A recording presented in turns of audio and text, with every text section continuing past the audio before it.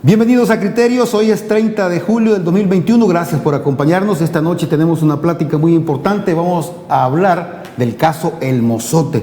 Públicamente se ha conocido en el país y en el mundo como la masacre del Mozote, pero vamos a tocar varios puntos para esclarecer bien esta situación.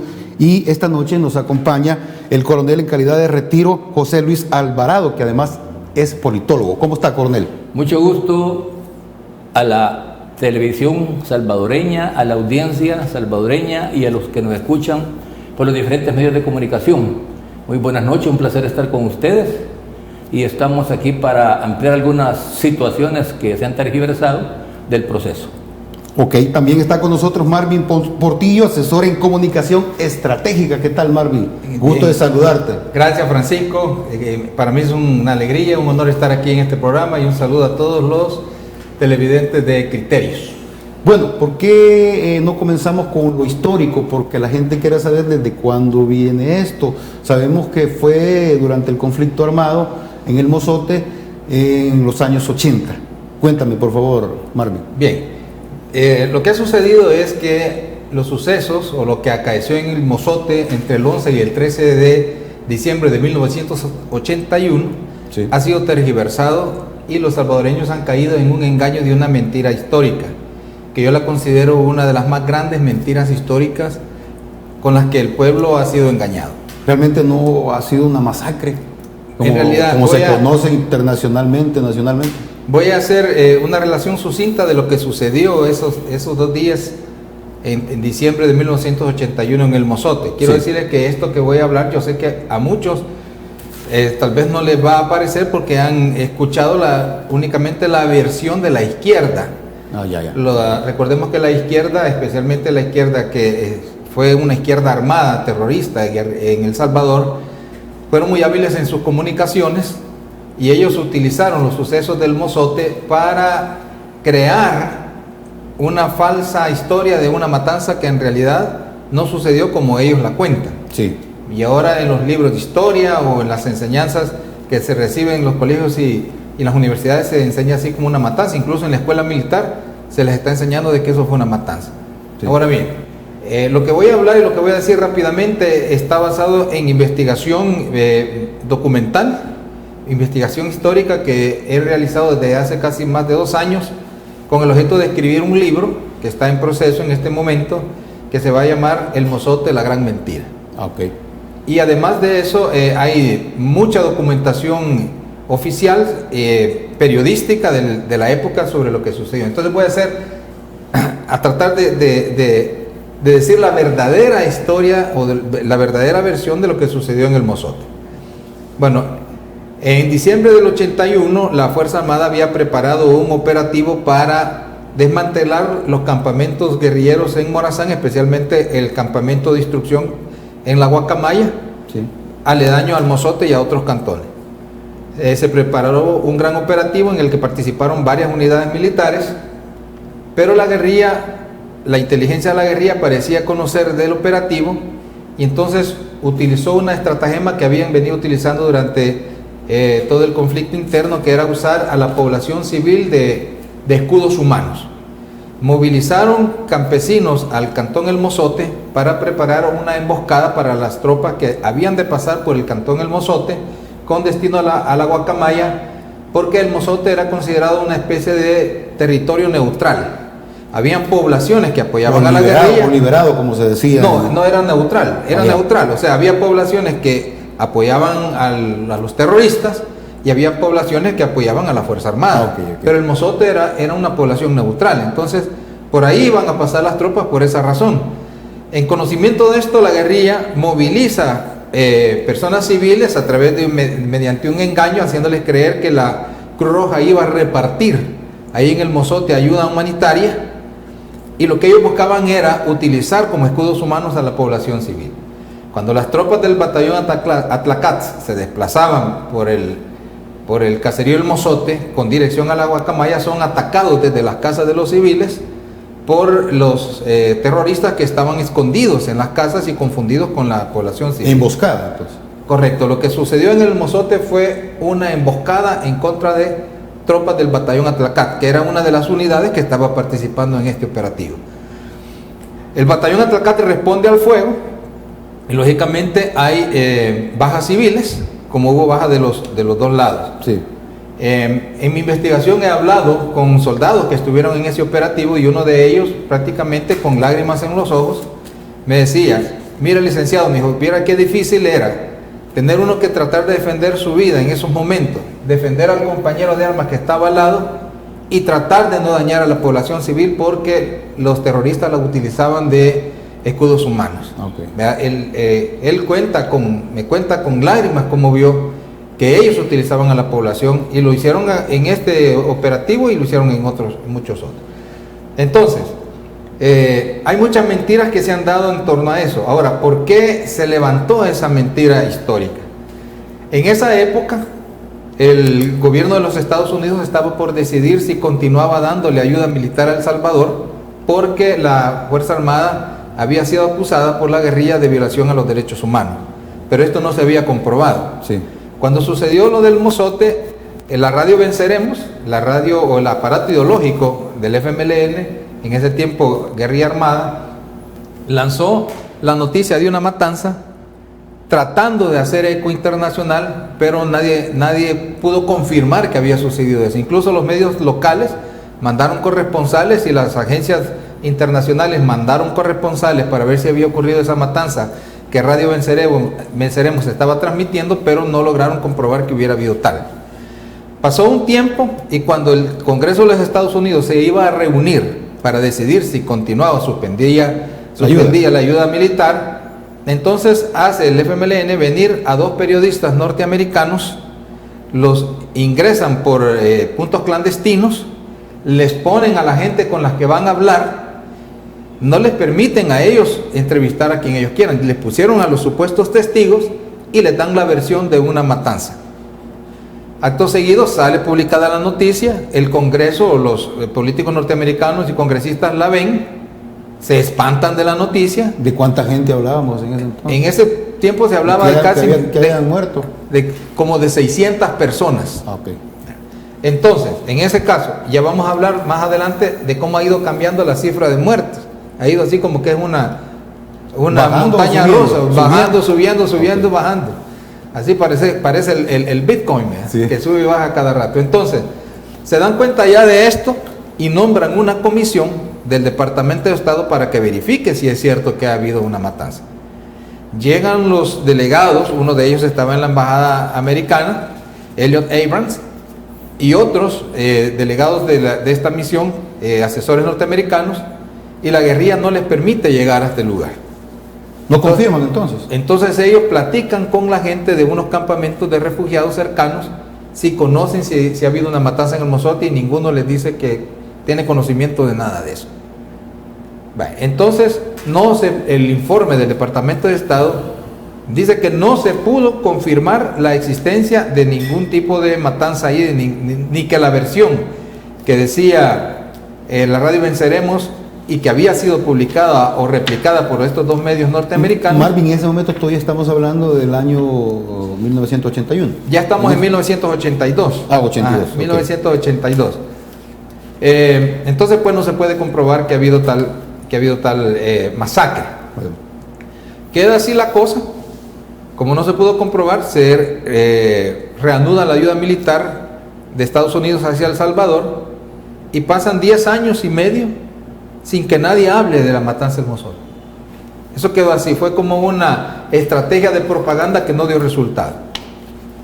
Pero cuando llega el primer gobierno de izquierda en El Salvador, ya se revive el tema del Mozote. Y se judicializa, ¿no? No, se revive el tema del Mozote y ya el coronel Arevalo va a decir la parte legal, sí, que llevó esto, y comienza a hablarse de una gran matanza.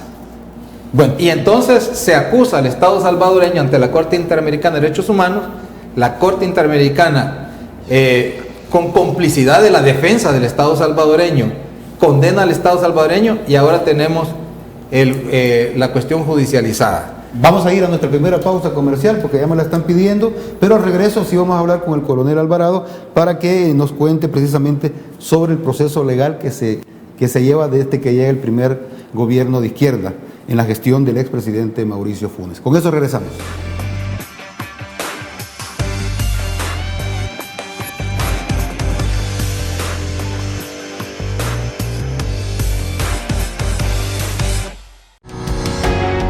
Sambar, una empresa que cree en la sostenibilidad ecológica y en la cultura de productos biodegradables en El Salvador, decididos a proveer las mejores soluciones en limpieza, porque cuidar el medio ambiente es tarea de todos.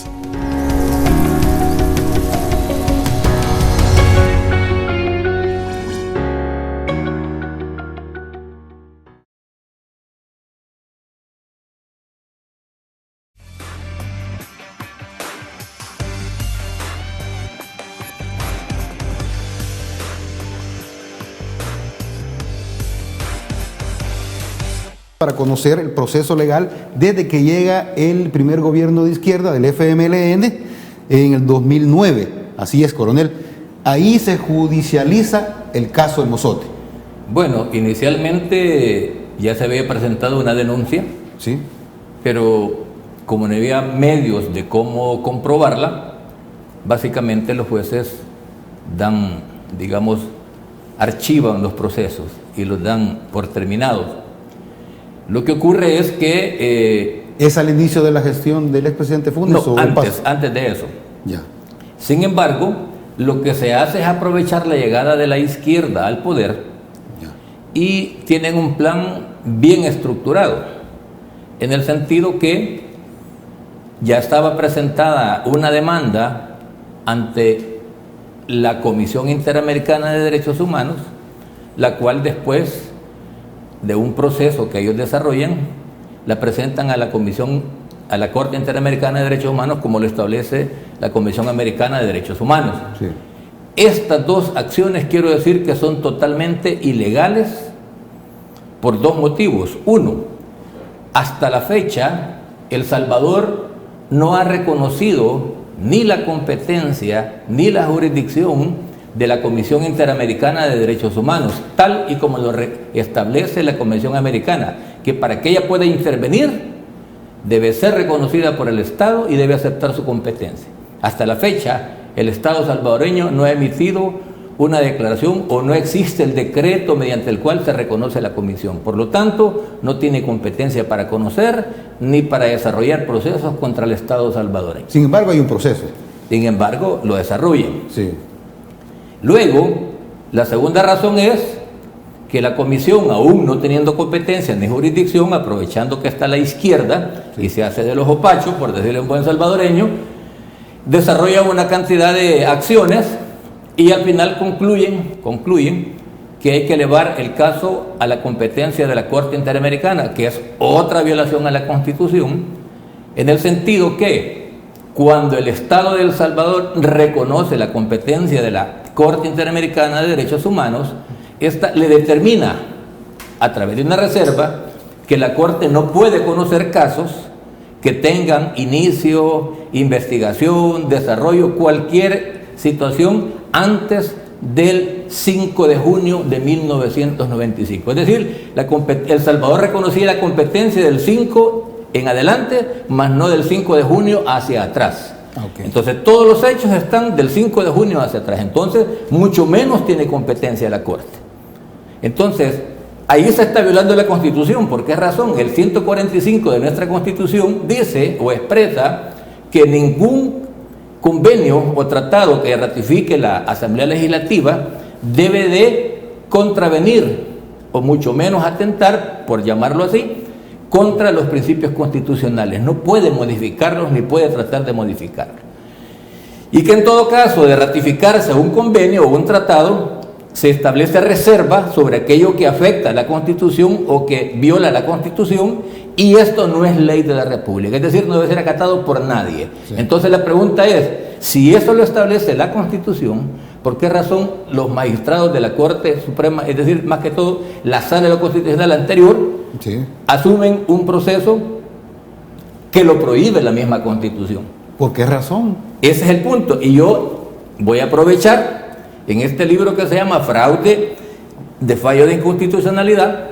Aquí le di seguimiento al proceso que desarrolló la anterior Sala de lo Constitucional, y es un fraude procesal total. Así, fraude procesal total, en el sentido que hicieron uso de situaciones no existentes, violaron la Constitución, porque la Constitución nos dice que nadie, ningún juez puede tomar o retomar un caso que ya es cosa juzgada, y eso estaba juzgado por la Sala de lo Constitucional del año 2000, primero. Segundo, la Ley de Procedimientos Constitucionales también establece que una vez se declara la inconstitucionalidad de una ley, en este caso ya la habían hecho el 2000, ningún juez, ninguna autoridad está en la potestad ni en la capacidad de volverlo a retomar, es decir, todos deben de acatarla. Entonces la pregunta es, ¿por qué la Sala de lo Constitucional la acató? ¿Alguna excusa? Porque esa excusa que ellos mencionaron alguna vez era porque la Corte les había ordenado. La Corte no le puede ordenar, la Corte Interamericana de Derecho Humano. ¿A quién le había ordenado? A la Sala. La Corte Interamericana no le puede ordenar a la Sala de lo Constitucional de El Salvador, pero ahí va lo ideológico de algunos miembros, porque no era toda la Sala. Sí. Entonces, en base a eso es que ellos tenían como valladar la ley de amnistía, y toman de base la sentencia que hace, o que desarrolla, o que emite la Corte Interamericana en tiempo del expresidente Funes en el 2012, sí, para ellos derogar la ley de amnistía, porque la ley de amnistía era el valladar que les obstaculizaba desarrollar una serie de acciones que ellos tenían previstas. En este sentido, quiero aclarar también que sí era una intención bien declarada de la derecha, porque el entonces canciller de la República, en el tiempo de Mauricio Funes, recibe la demanda en contra del Estado salvadoreño por Constitución. Este tenía que trasladarla a la Fiscalía General de la República y no la trasladó. ¿Qué es lo que ocurre? Él nombra a los agentes, para que me entiendan, los agentes son los abogados, digamos, que tendrían que defender a El Salvador. En nuestra Constitución, ¿quién tiene esa obligación? La Fiscalía General de la República. La Fiscalía nunca recibió la demanda, sino es el canciller quien toma la decisión de nombrar dos agentes, y aquí otra arbitrariedad. Uno de los agentes no es abogado, es un profesor de primaria. Entonces, ¿cómo un profesor de primaria va a defender al Estado salvadoreño? Yo no estoy denigrando a los profesores, sino que no es su especialidad. Sí. Ni es su condición defender un Estado en cuestiones legales. Ese fue un elemento fundamental. Y la otra situación que se da, que ya está en el proceso en Ecuador,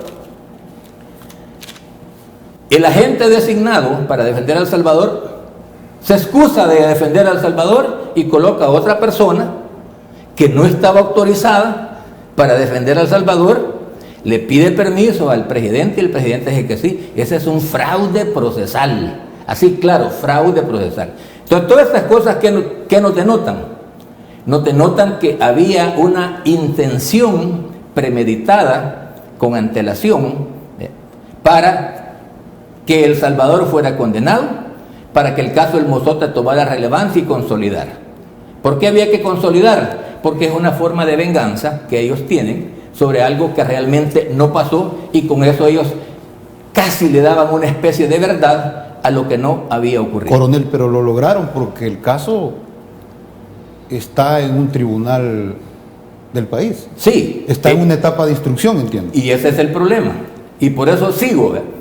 ¿Cómo es posible que una magistrada de la Sala de lo Penal en ese entonces, habiendo ya un fallo de la Corte, se reúna con los jueces de la Corte? Y los jueces de la Corte le piden que acelere el proceso del Mozote en El Salvador, y ella se compromete en cambiar la organización de los juzgados en Morazán para ayudarles a que eso se ejecute y se finiquite. Entonces, viene esta magistrada, mueve sus, influencias, Y precisamente por decreto se reorganiza el sistema judicial en Morazán y crean un nuevo juzgado y colocan a un juez ad hoc para que desarrolle esa situación. En esa etapa estamos. En esa etapa estamos. ¿Y qué es lo que ocurre?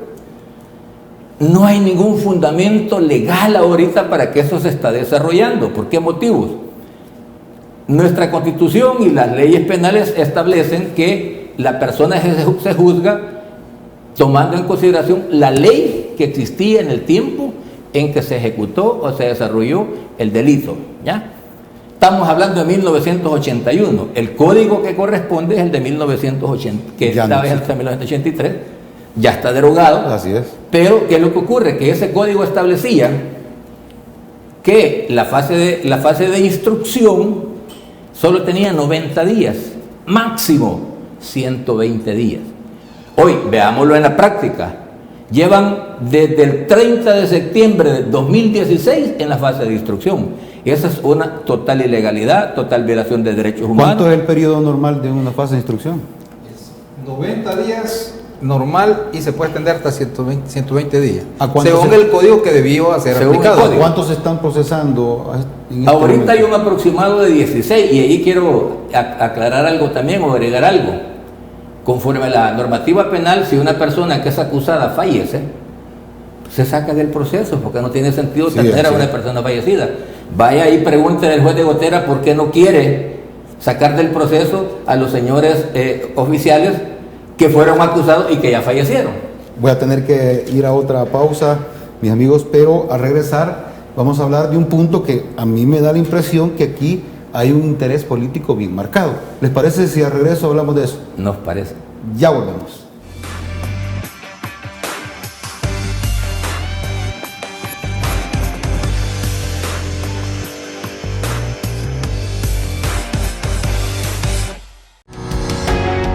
Sambar, una empresa que cree en la sostenibilidad ecológica y en la cultura de productos biodegradables en El Salvador, decididos a proveer las mejores soluciones en limpieza, porque cuidar el medio ambiente es tarea de todos.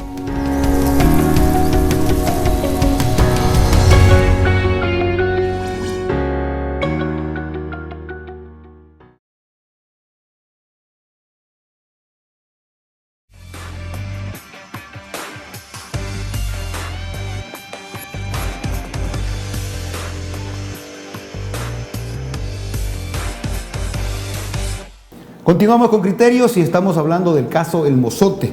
Hay mucha controversia en esto.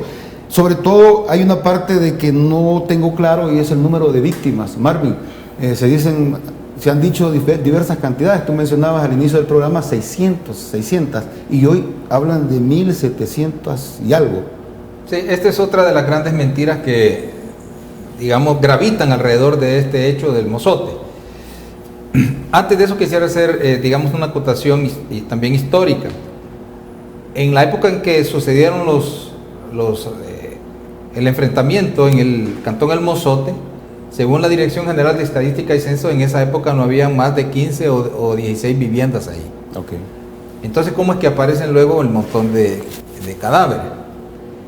Una de mis fuentes bibliográficas es este libro que tengo acá, que es escrito por un connotado antropólogo salvadoreño, el doctor Ramón de Rivas.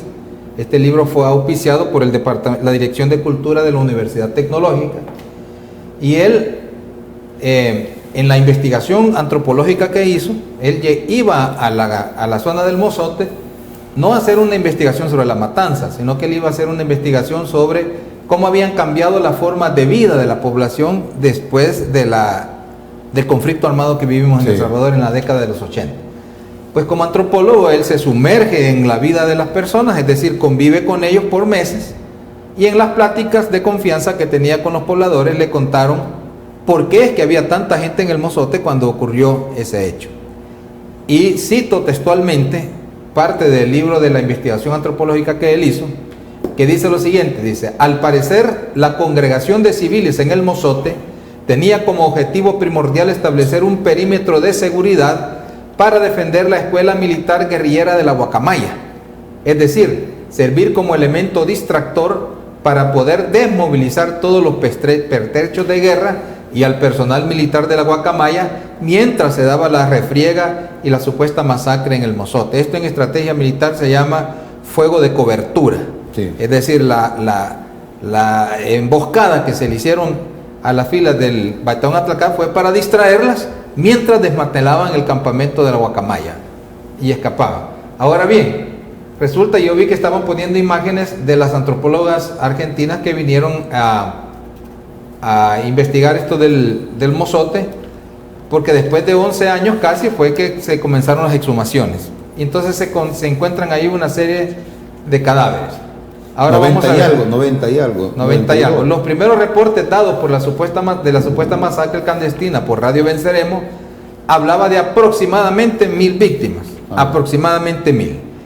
Pero un mes después, el mismo FMLN hablaba de 472 víctimas. Por eso les decía, amigos, que esto de las víctimas en el Mozote parece una sube y baja. Un sub y baja, ¿verdad? Parece una montaña rusa. 2 meses más tarde, el número se elevaba a 700. 2 meses más tarde. Por su parte, el informe de la Comisión de la Verdad, que investigó los casos de violaciones de derechos humanos en El Salvador en el marco del conflicto armado, afirma que había más de 200 hombres, mujeres y niños. Baja la cifra, más de 1000 original, 472, 700, y la Comisión de la Verdad la baja a 200.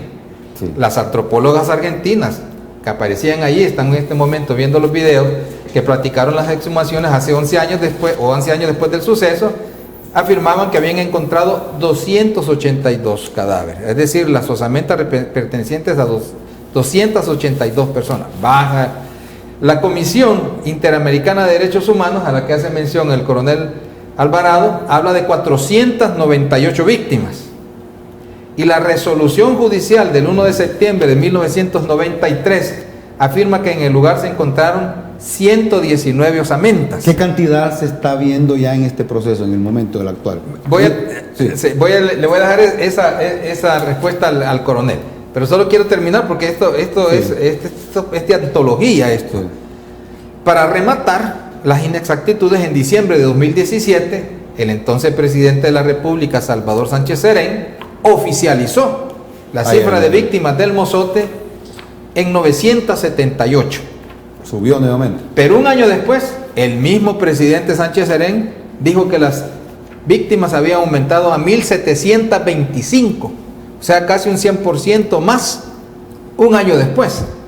Es decir, aquí estamos y tenemos que darnos cuenta que estamos ante una falsedad que no se sostiene. La verdad se sostiene por sí misma, pero estamos hablando de que comenzaron diciendo que las víctimas eran 1000, luego las bajaron a 200, después a 400, después a 498. Las antropólogas argentinas descubrieron solo 119 osamentas. Luego Sánchez Serén habla de una cantidad de 978 víctimas, luego oficializa el dato a 1725. Es decir, la cifra ha venido oscilando de 119 a 1725. En el proceso actual, coronel, ¿de cuántas víctimas hablan? Están considerando la cifra oficial que estableció el expresidente Sánchez Serén a través de un decreto ejecutivo para evitar que hubiera. Vaya. Y estos son. Que quede oficial. Así. Vamos a ver, oficial. Por ley, ¿a cuántas mató? Es oficial, según el decreto ejecutivo, que las víctimas son como 1753, por ahí anda el número. Es decir, como lo ha relatado Marvin, no hay una cifra exacta, sino que son cifras con las que se ha ido jugando y que, digamos, pero en este sentido buscando un interés, porque el problema está que ellos buscan un interés, una atención. Entre mayor es la cantidad de víctimas, más atención hay. Si menor es la cantidad de víctimas, no les van a prestar atención. En este sentido, pues hay otro propósito. También en ese sentido, relatar o complementar lo que dice Marvin, la Embajada de Estados Unidos envió una comisión en 1982, en marzo. Se supone que la acción fue en diciembre del 81. La Embajada de los Estados Unidos, por efecto de la ayuda militar que estaba en juego, envió una comisión de expertos norteamericanos, de diplomáticos norteamericanos a la zona. Sí. Ellos concluyeron que, tal como lo dice Marvin, fue un combate de encuentro con tropas regulares, 1. 2, que el cantón y cacería El Mozote no era posible que hubieran fallecido 1000 personas, porque ellos consideraban que ni siquiera 300 habitantes llegaban, algo que también la Cruz Roja confirmó, que ellos consideraban que si acaso habían 300, tomando en cuenta que por la poca familia que había, por las pocas casas que había, y considerando que los salvadoreños pues en la zona tenían una buena cantidad de hijos, consideraron que lo máximo eran 300. De hecho, por eso es que los números que genera Medicina Forense Argentina son 284. Y aquí quiero hacer una aclaración. Una buena cantidad son mujeres. Y esto no implica que la mujer no era combatiente. La mujer era combatiente y tenía la obligación de combatir si vivía en la zona. Esto se le dio más realce en los dos gobiernos de izquierda, definitivamente. Exacto. Y lo que decíamos antes de irnos a la pausa anterior era que había un interés político. ¿Qué interés político hay aquí? Bueno, hay un interés político y económico. Sí. El político es que cada, digamos, gobierno, cada funcionario político, por decirle, ¿sí?, toma el caso del Mozote, ya sea como bandera para favorecerse, ya sea como para atacar, pero nunca para ver una verdad. Eso es una realidad. Hemos escuchado discursos del presidente Funes, casi lloró en el Mozote. Después llegó el canciller, que él mismo aprobó que fuera un profesor a defender a El Salvador, sí, a decir que era cierto, pero realmente hasta la fecha no se han logrado recopilar los 1000 cadáveres. Y aquí... Espero que lo interrumpa, coronel. Y el actual presidente Bukele llegó al Mozote prácticamente a decir que todo eso había sido una farsa. Sí, que toda la guerra y todo fue una farsa. Eso lo tenía más adelante, porque incluso el presidente Bukele no ha permitido que el juez que lleva el caso no le ha permitido ingresar a los cuarteles, por ejemplo. Pero es que yo al Estado Mayor y a otras guarniciones donde quiere averiguar más. Si me permitís, quiero hacer una aclaración. Yo no sé si es que el juez desconoce, conoce o desconoce, como muchas cosas se están hablando. Bueno, primero, esa es una solicitud de la defensa, que vayan a los cuarteles, porque para la defensa todas las unidades que tuvieron, que participaron del conflicto armado, todas tienen archivos. Pero el presidente Bukele ha dicho, hay planes militares secretos que no se pueden revelar. Es que eso es correcto. Nuestra Constitución establece que los planes militares son secretos. Eso es una... Y aquí donde viene que digo, no sé si el juez estudió o qué, o tiene una confusión. ¿Por qué razón? En su momento, que estamos hablando del 81, no existe ni existía ninguna normativa que regulara cómo se manejaban los archivos en ninguna institución del Estado. Los archivos se manejaban según lo determina la ciencia del archivismo, la archivología. Sí. Entonces, que tienen los que están presentes, los que van a un archivo semipermanente y los que van a un archivo temporal. ¿Pero qué es lo que se busca? ¿Qué es lo que se quiere encontrar? Es que ellos están, según ellos, ahí está escrito cada paso que hacía cada soldado, cada disparo que hacía cada soldado, y eso es imposible. 1, 2, recalco, es hasta 1995 que el entonces presidente Duarte crea una ley, pero la crea para el Archivo Nacional de la Nación.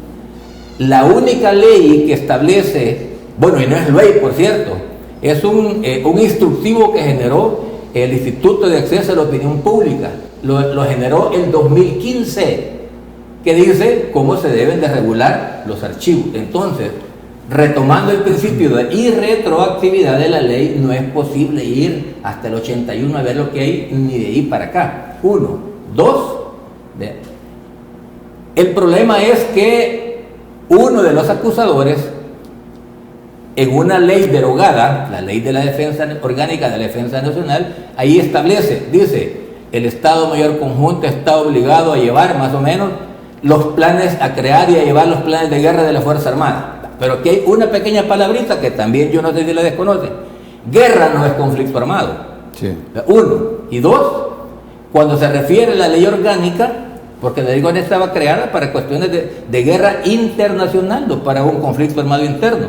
Entonces, esos planes, todos esos son secretos y no los puede ver. Lo que ocurre es que viene en el 2011 que se crea la Ley de Acceso a la Información Pública, en su artículo 19 dice la ley que los archivos secretos deben de poder difundirse a los 7 años, pero es que eso es un exceso de mandato, porque si la Constitución dice que los archivos secretos, los planes secretos de la Fuerza Armada son secretos y solo el presidente, como lo dice el presidente, exacto, no lo puede ver nadie. Que la ley está ahí, se equivocaron. Voy a tener que ir a una nueva pausa y regresamos para seguir hablando del caso del Mozote. Sobre todo nos quedamos un poco cortos con el interés económico. ¿Le parece si volvemos con eso? No nos cambie.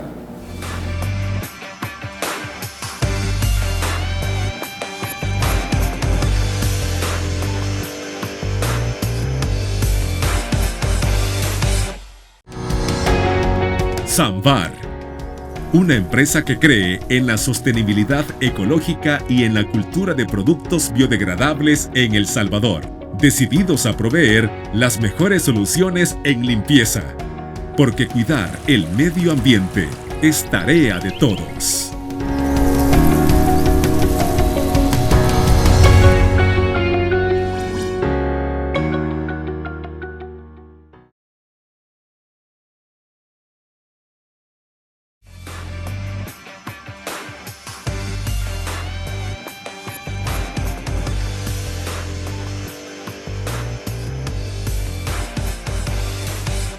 Seguimos hablando del caso del Mozote y bueno, nos quedamos un poco todavía del interés político. Marvin, faltó algo que tú quieres explicar, por favor.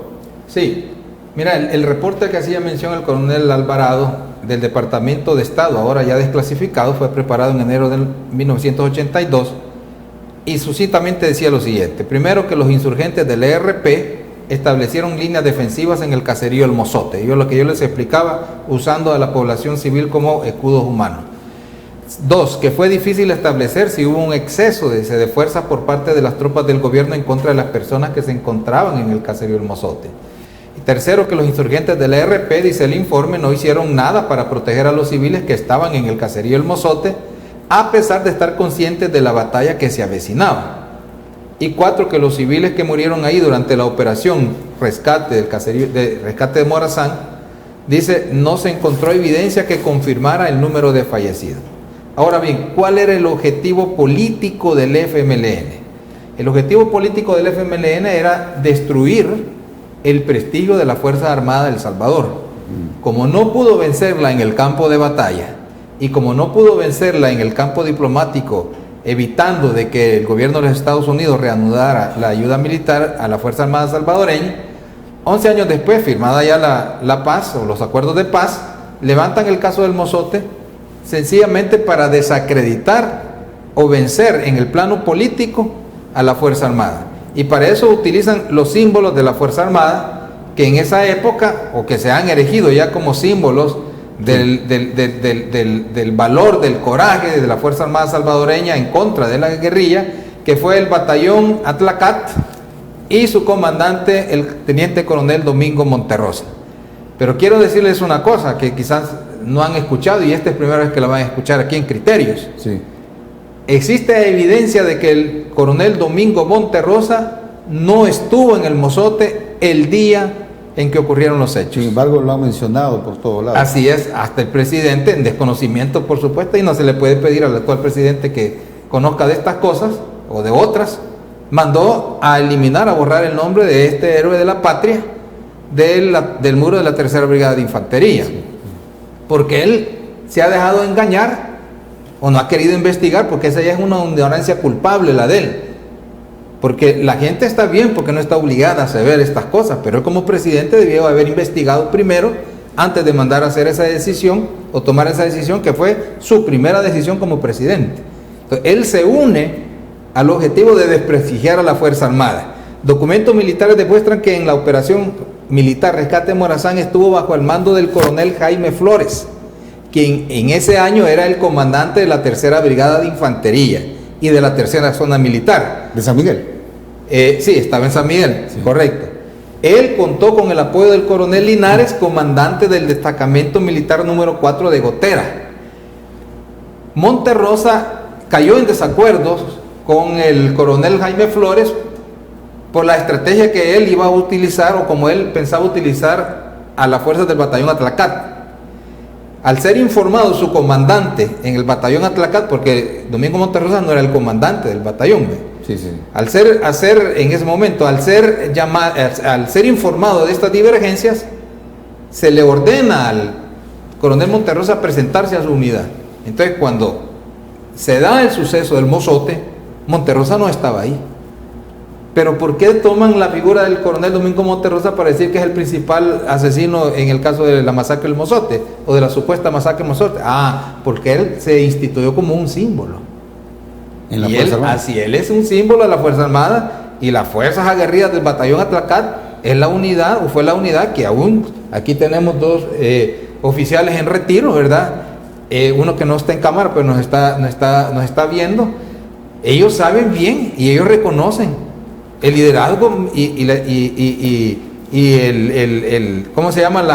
La capacidad militar de Monterrosa. Entonces, Aquí tal vez quiero agregar. Voy a tener que ir obligadamente a la pausa, coronel, y vamos a regresar con lo que usted quiera agregar. Entonces, por eso, esa es la parte política, desacreditar a nuestra Fuerza Armada. Bueno, ya volvemos, vamos a nuestra última pausa y regresamos con más del caso del Mozote. Es lo que estamos discutiendo esta noche.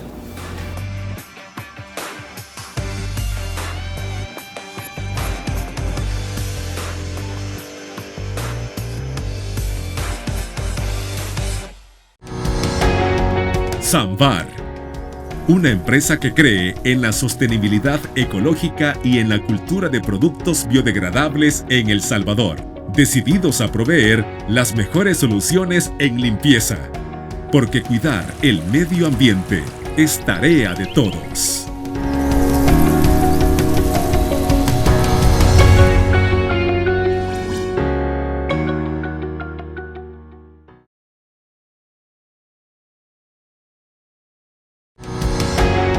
Samvar, una empresa que cree en la sostenibilidad ecológica y en la cultura de productos biodegradables en El Salvador, decididos a proveer las mejores soluciones en limpieza, porque cuidar el medio ambiente es tarea de todos.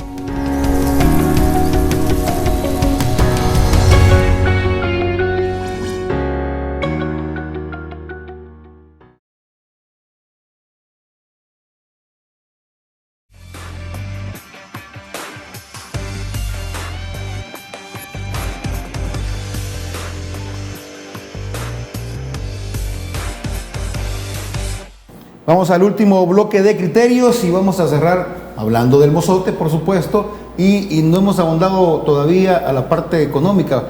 Se ha dicho que hay interés económico. Cuéntenos, coronel. Bueno, el interés económico resulta de que muchas de las organizaciones que en el tiempo del conflicto armado vivían en el exterior, vivían recolectando dinero y vivían bien, hoy, terminado el conflicto, no tienen de qué vivir. Entonces tienen que buscar qué medios utilizar para vivir, es decir, un modus vivendi.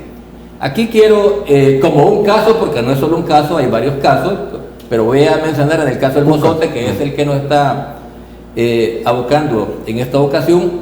Cuando la Corte Interamericana de Derechos Humanos condena al Estado de El Salvador, quizás muchos salvadoreños pensamos, ¿y qué pasa con la condena? No nos hace nada, ¿cómo no? Afecta nuestro bolsillo. ¿Y por qué razón? La Corte Interamericana de Derechos Humanos condenó al Estado salvadoreño a pagar por las 970 víctimas que llevaban listadas. La oficial que No, esa es la que llevó que llevaron a la Corte Interamericana 970 víctimas. La Corte condenó al Estado salvadoreño a pagar por cada víctima que se supone viven los 970, sí, por cada víctima, la cantidad de $35,000. O sea, multipliquemos 970 por $35,000, hay una buena cantidad de millones. Primero. En segunda instancia, a todos los familiares, a todos los sobrevivientes de la víctima primera, también se les iba a entregar dinero.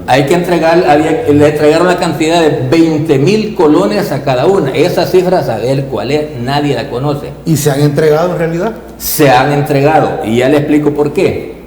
Luego, se consideró un rubro de desplazados, todos aquellos que consideraron desplazados de la zona, que realmente no eran desplazados, sino que los que vivían ahí, porque aquí en este mismo libro, el doctor, ¿cómo se llama? El arquitecto establece que la gente que vivía ahí era porque estaba con ellos, porque que no estaba con ellos lo habían echado. Entonces, todos los desplazados, dice la Corte Interamericana, tienen que pagarle a cada uno $10,000.